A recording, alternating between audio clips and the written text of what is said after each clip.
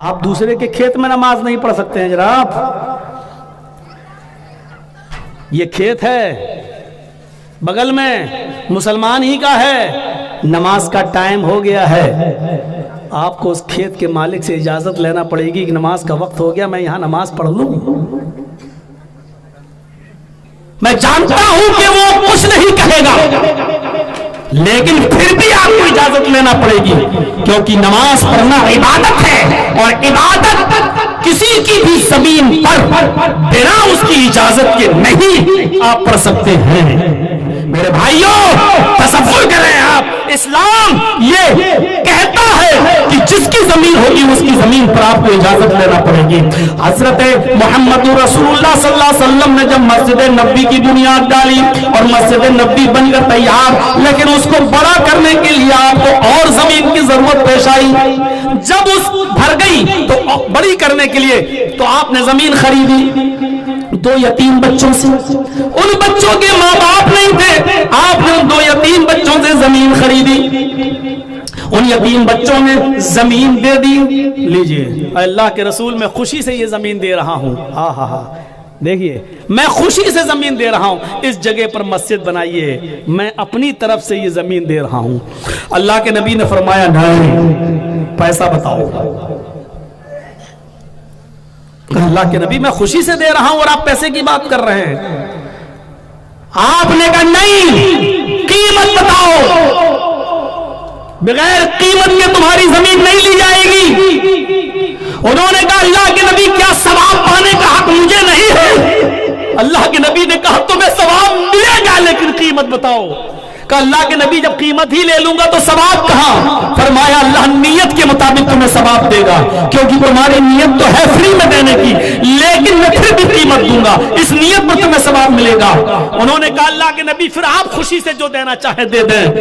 آپ نے لوگوں سے پوچھا کتنے کی زمین ہوگی، لوگوں نے بتایا اتنے کی ہوگی. 10 15 20 25 لوگوں سے پوچھا، پھر بھی آپ نے جتنا تخمینہ تھا اس سے زیادہ ہی ان 2 یتیم بچوں کو اس کی قیمت دی، اور پھر وہ زمین لی اور وہاں مسجد کو بڑھایا، اس کی توسیع کی، اس کو آگے بڑھایا. لوگوں نے کہا اللہ کے نبی جب فری میں مل رہی تھی، وہ یتیم بچے پیسہ بھی نہیں لے رہے تھے، تو آپ نے زبردستی ان کو پیسہ کیوں دیا؟ آپ نے اس کی قیمت کیوں دی؟ جب فری میں مل رہی تھی تو آپ نے قیمت کیوں دی؟